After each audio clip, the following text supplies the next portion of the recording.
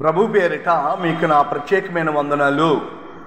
ప్రియ సహోదరుడా, ఒక విషయాన్ని గమనించు. యెషయా గ్రంథము 54:17 అధ్యాయంలో ఏమనుందంటే, నీకు విరోధముగా రూపింపబడిన ఏ ఆయుధమైనా సరే వర్ధిల్లదని దేవుడు చెప్తున్నాడు. వాక్యము సత్యము, వాక్యము సత్యము, వాక్యమునకు జీవముంది. వాక్యానికి అంతము లేదు, వాక్యానికి మరణం లేదు. యుగయుగాలు అదే మనిషిని బ్రతికించిన అదే, గొప్పవాణ్ణిగా చేసిన అదే, నిన్ను కృంగదీసి నిన్ను లేవకుండా చేసేది కదా. అసలు వాక్యం అంటే ఎవరు అనుకుంటున్నావు? ప్రభు అయిన యేసుక్రీస్తు వారే వాక్కై ఉన్నారు.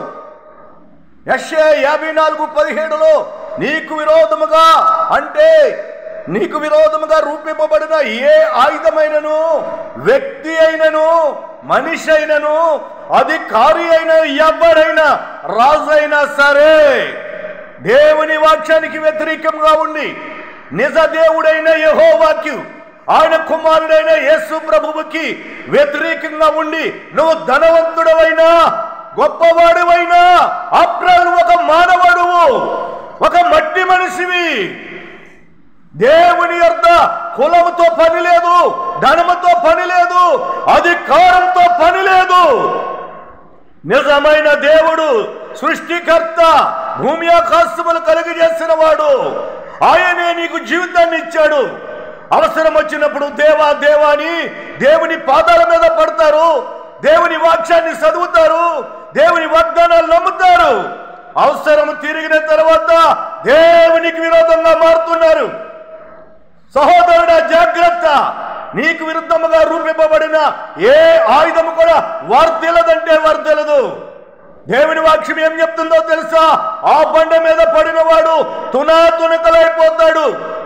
ఎవరైనా సరే ఆ బండ మీద పడిన వాడు తునాతునకలవుతాడు. ఆ బండ అంటే ఎవరనుకుంటున్నారు? ప్రభు అయిన యేసుక్రీస్తు వారే. ఆయనే బండ. ఆ ప్రభు అయిన యేసుక్రీస్తు యొక్క పాదాల మీద పడి శరణ వేడుకుంటే నువ్వు బ్రతుకుతావేమో కానీ, ఒక్కసారి ఆయన దృష్టిలో నీ గురించి ఆయన ఒక్కసారి బాధపడ్డాడు అంటే నీ మానవ జీవితం ఎందుకు పనికి రాకుండా పోతావు నువ్వు. జీవంగల దేవునితో వైరమా నీకు? జన్మనిచ్చింది ఆయనే, భూమికి పునాది వేసింది ఆయనే, ఆకాశాన్ని వేలాడదీసింది ఆయనే. సర్వజీవ కోటి ప్రాణులు, గాలి, నీరు, అగ్ని, నువ్వు పీల్చే గాలి, ప్రాణవాయువు, బుద్ధి లేకుండా ఎన్నిసార్లు చెప్పినా అర్థం చేసుకో. నా సహోదరుడిగా నీకు చెప్తున్నాను, ఎవరికి నువ్వు విరోధంగా ఉన్నా సెలమన వచ్చేమో కానీ, జీవగల దేవుడైన యెహోవాకి, ఆయన వాక్యానికి, ఆయన యొక్క ప్రేమకు, ఆయన కార్యాలకు నువ్వు విరోధంగా ఉంటే ఆయన చిత్రవదగా నిన్ను లోకదీయగల శక్తి గల దేవుడు. ఆ దేవునికి విరోధంగా ఉండకండి, దేవునికి లోబడండి, అపవాదిని ఎదిరించండి. యాకోబు పత్రిక 4:17. ఈనాడు చాలా మంది దైవానికి విరుద్ధంగా ఉంటున్నారు, వాక్యానికి విరుద్ధంగా ఉంటున్నారు. దేవుడంటే భయం లేదు కాబట్టి ఆయన చూస్తున్న దేవుడు, ఆలకించే దేవుడు, ఏదైనా చేస్తాడు ఆయన. ఆ బండ మీద పడిన వాడు తప్పనిసరిగా సునాతునకలు అవుతారు. ఈనాడు చెప్తున్నాను, నెబుకద్నెజర్ రాజు కంటే నువ్వు గొప్పవాడు కాదు. అలాంటి నెబుకద్నెజర్ చక్రవర్తి సహితం గడ్డి మేయిపించాడు దేవుడు. నెబుకద్నెజర్ రాజును సింహాసనమును దింపి మానవుడైన రాజుని అడవిలోనికి పంపి అతని రాజ్యాన్ని తీసివేసి, సింహాసనాన్ని తీసివేసి, చరిత్రలో ఒక చక్రవర్తి, ఆ అన్ని దేశాల మీద అధికారం కలిగిన నెబుకద్నెజర్ రాజు, ఆయన చేత నా దేవుడు, మన దేవుడు గడ్డి తినిపించాడు. పశువు వలె వాడు గడ్డి మేశాడు. నేను కూడా దేవునికి చాలా విరోధముగా ఉండి ఆయన చేతుల్లో పడ్డాను. యేసు ప్రభువునికి వ్యతిరేకంగా బ్రతికిన వాడను, ఎక్కిరించిన వాడను, అవమానంగా మాట్లాడిన వాడను. ప్రియ సహోదరుడా, నేను నీ కోసం ప్రార్థన చేస్తున్నాను. కాబట్టి జాగ్రత్త.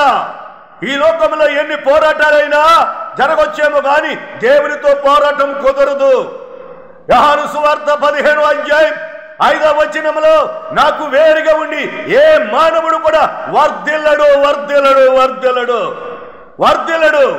మనము వర్ధిల్లాలన్నా, మనము బాగుపడాలన్నా, మనము కొత్త కాలం బ్రతకాలన్నా, అభివృద్ధి చెందాలన్నా ప్రభు అయిన యేసుక్రీస్తు వారితో సహవాసం చేయాలి.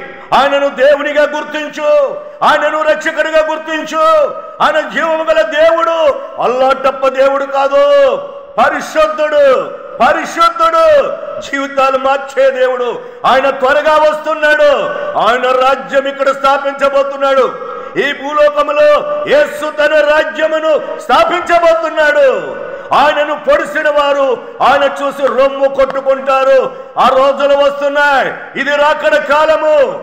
దేవుని వాక్యం ఏమంటుందంటే యెషయా 54:17 చదువు.